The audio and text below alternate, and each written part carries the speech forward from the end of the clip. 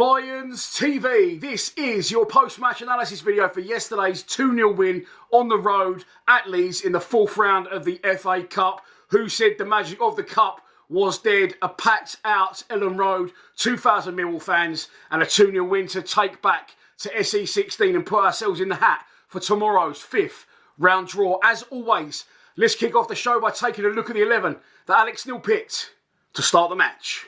Okay, so first things first, I did say this during yesterday's full-time reaction. Leeds will point to the fact that they had 9 or 10 players changed from the 2 back-to-back wins they had, scoring 9 goals in the process against Cardiff and Coventry. And a couple of Leeds fans have commented on and said, oh, it was the best result for everyone.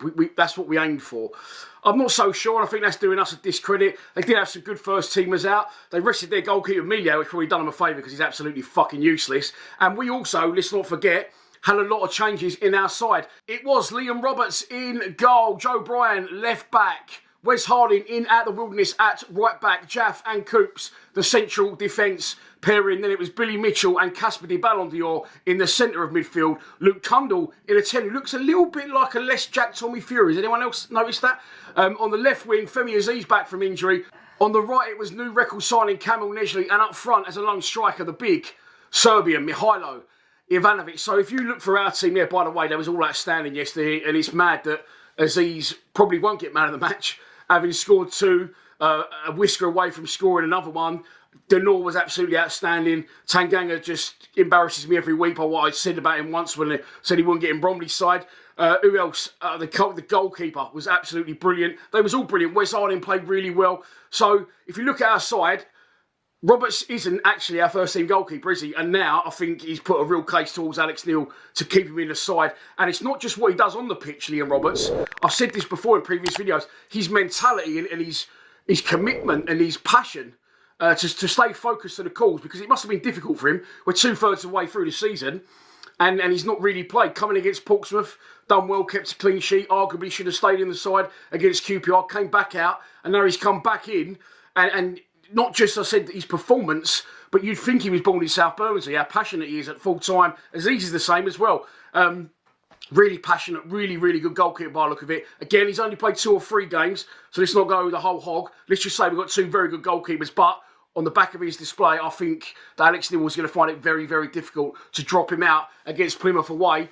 Right back, Wes Harding probably hasn't kicked a football for the club really since Gary Rowett left. So to come in out of the Wilderness and do what he did, give himself a real case as well to carry on playing going forward.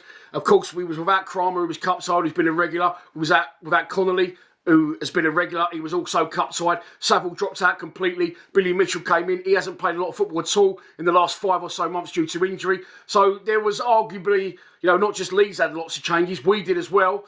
And I thought we applied ourselves really well. The players just seem to have a new desire and a new belief on the ball. And they want to get forward. But not just that, once we do get the lead, and he makes all those substitutions, and he brings on the Watmores, the Honeymans, the Wintles.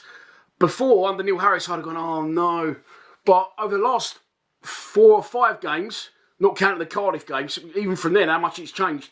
When he brings those players on, I couldn't tell you what he's doing different and what they're doing different. But we seem to defend the lead so much more comfortably. We get a lot higher up the pitch. It's not goalmouth scrambles and hanging on by a thread.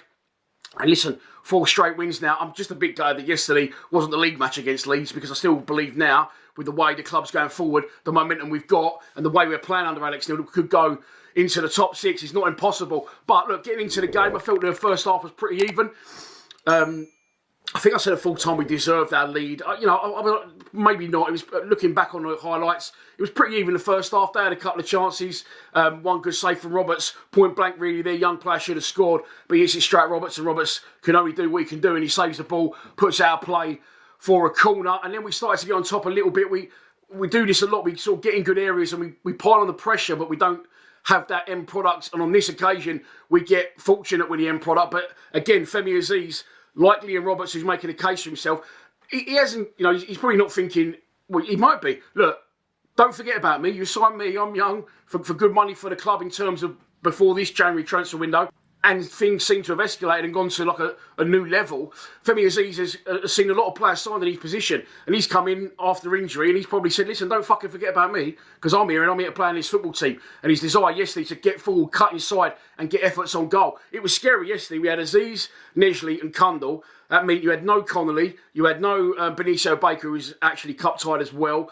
You got no Zach Lovelace. You've got no Idamo Maku, who's injured. No Reece Bangura Williams. So they're all going to be fighting for these places, and it's really, really exciting. And the players seem to be channeling it in the best way, not sulking. No, I'll get my chance, like Roberts, like Aziz, then you keep me in this team. And Aziz cuts in from the left, it's a shot, and it gets a massive deflection. Little bit of luck, which we very rarely get. Loops over their goalkeeper, and that's it. It's 1-0. Then literally 10 or so minutes later, he nearly does the same again, but this time there's no deflection. It's a crisp strike, it's a knuckle ball, it's wobbling all over the place. It's the bar, it's the line, comes out, and Luke Kundal will be wondering how he hasn't made it 2 goals in 2 games, because he should have scored. The goal was absolutely gaping, and he manages to put his header wide. He wasn't offside, but look, again, Kundal scoring his first game. Thought it was a little bit more quiet yesterday, but potentially that's because other players shone. But he's getting in those positions. It was similar, very similar to the goal he got against QPR. So he's getting in those positions, and that's what I want my 10 to do. Not just create, but also score goals and follow things in and be in and around that box like a little poacher. So, yeah, he should have scored the header. He should have been 2-0 there and then, but it wasn't. And then that sort of got us to half-time. You thought they might try and throw on some of their supposed big guns. I mean, they had Aronson on the bench, Solomon, Peru, amongst others. So, all right. They didn't do it, and maybe they thought they could get back into the game with a team that they already had out there. I just felt the longer it went, the more likely we seemed. And we started the second half on fire as well. Aziz down the left again. He cuts it back across the box. Wes Harding arrives at the far post. And he was unlucky, Harding, really, because he was a bit wide to shoot. Probably not the most confident player shooting in front of goal, although he did used to score a few goals for us. So he puts it back across the box into a really good area, and there's no one there. So for me, that's not down to Wes Harding. That's just maybe the shape we was in at the time, because we did break quite quickly, but people need to be full. That's a Kundal area for me, that, or Ivanovic, and it hasn't happened. The big Serb worked tirelessly up front yesterday, and as I said, he'll flit in and out of games, but he gives it 100% every time, and we got bits of magic from other areas yesterday, so we didn't need it. And the second goal came, again, we break from there, actually. I was on the attack. We break quickly. Casper Denor, brilliant, turns them over, releases Aziz, and once again, all he's looking to do at the earliest opportunity, and Amaku's the same, is cut in and shoot and hurt the opposition. Again, it takes a slight deflection, but it flies in, and it's 2-0. We're in dreamland. There's still about half an hour to go at this point, I think. It was an absolutely brilliant day yesterday, and we fully deserved our win on the whole, I believe. Obviously, then they made their subs. The cavalry came on. They came knocking, but other than the penalty aside, which, by the way, was a very, very soft penalty in my opinion, and I am fair. If there's any, I know a lot of fans, Leeds fans, watch this channel. I am fair. It looked really, really soft. I think it was on Noto? I'm not sure. But look, you got the penalty. If you watch the away day that I put out earlier, another thing I've got wrong, which you want to say, add that to my list. I say, you might hear me say, he's going to go to the goalkeeper's right. He's going to go to the goalkeeper's right. And then I went, oh no, I think he's going to dink it down the middle. He did neither of those things. Lucky I wasn't in goal. He went to the left, and Liam Roberts gets down and makes a really, really good save. Tips it onto the post. He made 2 or 3 good saves after that. But even that aside, I feel it's strange we're talking about him potentially being the man of the match. I mean, he probably was. But usually that happens when the game's really one-sided and the keeper's kept you in it. I felt we was comfortable. And like I said, then the substitutions came. And I don't have a problem with it in this situation. Obviously, I think Alex Neil learned the hard way and very quickly after the Cardiff game, because since that day when we shipped 2 goals late, that hasn't happened since, and we've had 3 away wins on the spin now. Since I brought back away days, 3 away wins, 3 clean sheets. So, and obviously the QPR win as well, but that's not an away day. So, yeah, look, I feel we stood strong. Really, I mean, going through the side, I mean, with no Sabs as well, who's a big leader in that group for me. If I go through, Liam Roberts probably man of the match. Wes Harding, not far behind. Joe Bryan, okay, not as great as late, but still good enough.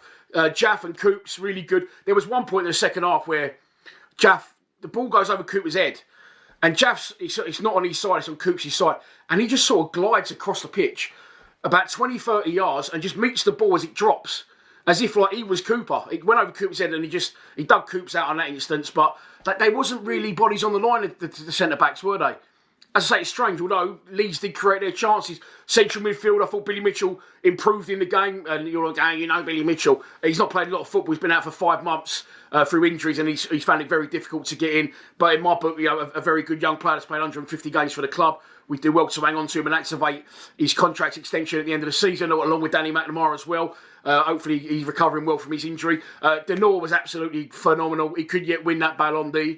Kundal, a little bit quieter. And then Aziz, of course, 2 goals. Nesley, I feel, you could see he had quality, but again, it's going to take him time to settle. Not the easiest place to make your debut, is it? Ellen Road, fast tempo, and I'm sure he'll get to grips with it. He wasn't bad by any stretch. I thought he looked good. You can see the qualities there of him. A couple of his corners, deliveries weren't great, but again, let him settle, give him time. Let's not ship him off to Bromley just yet. And up front, the big garlic hand. Looked like he was carrying a little bit of a knock. They whipped him off, didn't they? Hopefully in mind of keeping him fresh for Wednesday. No Macaulay Langstaff on the bench. And Duncan Watmore came on up front. Yeah, strange one, that. No Zach Lovelace on the bench either. No Sheldon Kendall on the bench either. Tom Leahy was on the bench. And they opted to put Ed Dan Dunk on. But, yeah, not sure on that one. And one thing I forgot to mention is the horrendous tackle. If you've seen it back, I was watching it in real time. Again, you'll see it on the away days. The tackle on Casper Denor in the first half by their player should have been an absolute straight red. Could have broke his leg. But Casper scrapes himself up and has an absolute weldy. Along with the rest of them, we are in a draw for the 5th round of the FA Cup. I will go live tomorrow night for that draw. Who do you want? Let me know in the comments. Enjoy the rest of your day. Please subscribe to Lions TV. Come on, you Lions.